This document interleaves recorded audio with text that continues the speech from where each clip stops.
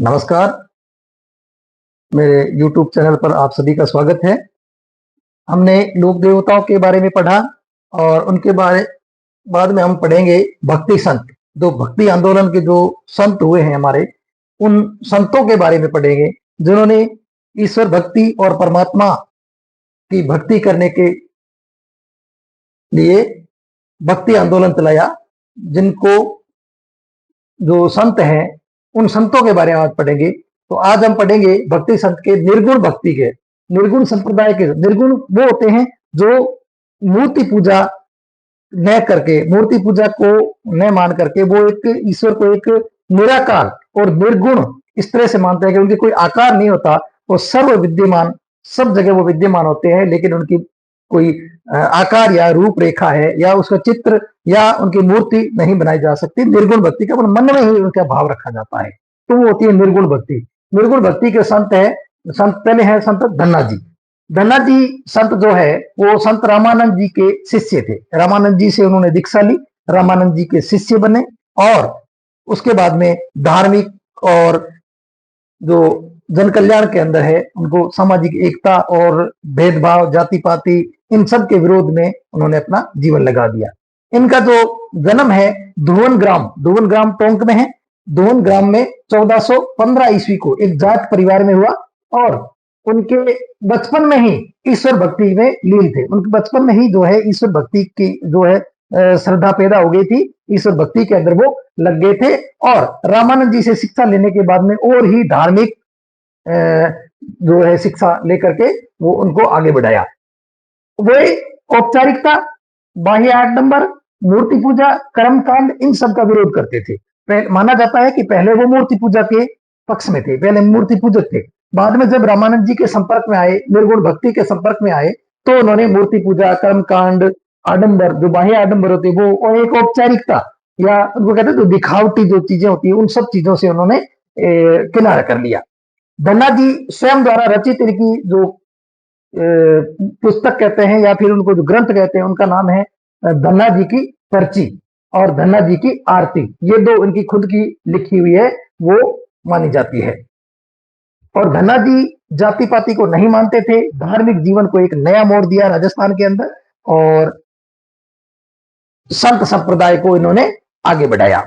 उसके बाद में हम आते हैं दूसरे जो मतलब इनके जो मेन चीजें होती है ना, देखो इनका जन्म कहाँ हुआ था, धुवन ग्राम में जाट परिवार में हुआ था। रामानंद जी के शिष्य थे और बचपन में ईश्वर भक्ति में लीन थे और मूर्ति पूजा, आडंबर इनके विरोध में थे। और इनकी जो लिखी हुई जो ग्रंथ है या उनके जो पर्चे हैं, उनका नाम है धन्ना जी की पर्ची या धन्ना जी की आरती। ये मेन इनकी चीजें हैं। फिर उस आते हैं संत, दूसरे संत आते हैं संत पीपा जी।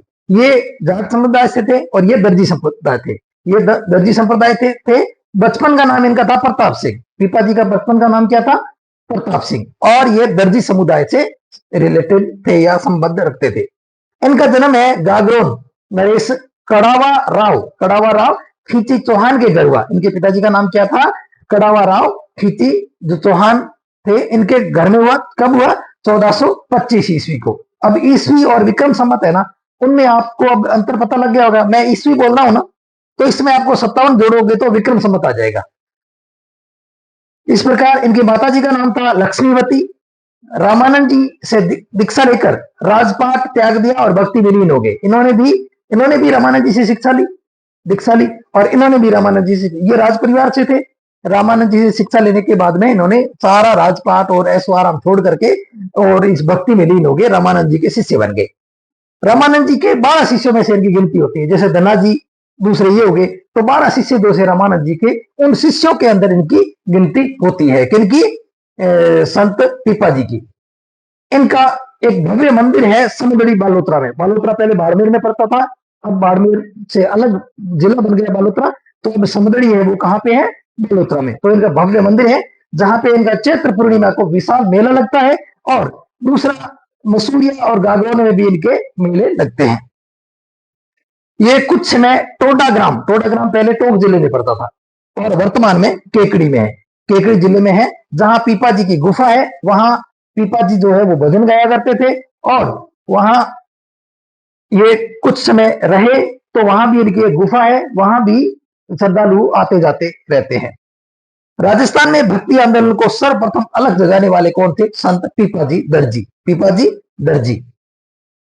तो गागरोन में काली सिंध और आहू नदियों के संगम पर पीपाजी की एक छतरी है। पीपाजी की छतरी कहां है? गागरोन में। गागरोन के किले में संत पीपाजी की छतरी है। और गागरोन कहां पे है? आहू और काली सिंध नदियों के संगम पर। ठीक है। और उनकी छतरी कहां है? गागरोन में। गागरोन कहां है? आहू और काली सिंध नदी के तट पर या उसके संगम पर। गागरोन दुर्ग पर अधिकार करने के लिए दिल्ली का जो सुल्तान है ना, फिरोज शाह तुगलक, वो आए थे। उनको उन्होंने हरा करके वापस भिजवा दिया और उनको हरा दिया। टोंक का नरेश था सूरसेन। उन्होंने अपने सब धन दौलत वगैरह सब कुछ संतों को दान कर दी और उसके बाद भी ये पीपाजी के शिष्य बन गए। तो ये था संत पीपाजी। देखो धन्ना जी से संबंधित, धन्ना जी कौन थे? जाट थे। और धन्ना धुवन गांव उनका कौन सा था? धुवन गांव। धन्ना धुवन, ये ट्रिक हो गई। धन्ना धुवन जाट। और बचपन में ईश्वर भक्ति में ये हो गया कर्मकांड, मूर्ति पूजा। और इनकी जो किताबें है ना, धन्ना जी की पर्ची और धन्ना जी की आरती। फिर संत पीपा जी, बचपन का नाम प्रताप से पीपा प्रताप। और दर्जी समुदाय से पीपा सीलते हैं, मान लो पीपे का कवर सीरते हैं, ऐसे मान लो पीपे का कवर सीरते हैं, तो दर्जी समुदाय से थे। और गागरोन जो नरेश है, इनके पिताजी का नाम था कड़ावा राव खिंची। ये चौहान राजा थे और इनके घर पे इनका जन्म हुआ 1425 में। माता का नाम से लक्ष्मीमती और रामानंद जी के शिष्य थे। मेन तो ये रामानंद जी के शिष्य थे। और समुद्र में इनका मेला लगता है और सूर्या गागरोन में भी मेला लगता है। केकड़ी में इनका तो टोडा ग्राम है ना, केकड़ी में, वहां इनकी गुफा है। और गागरोन में इनकी क्या है? छतरी है, काली सिंध और आहू नदियों के संगम पर। ये इतना सा है। तो दोनों जो संत है, छोटी छोटी जानकारियां हैं और ऐसे 8-10 एक संत और है, उनको अपन धीरे धीरे करते रहेंगे। नमस्कार, धन्यवाद। अपने दोस्तों को शेयर जरूर कीजिए।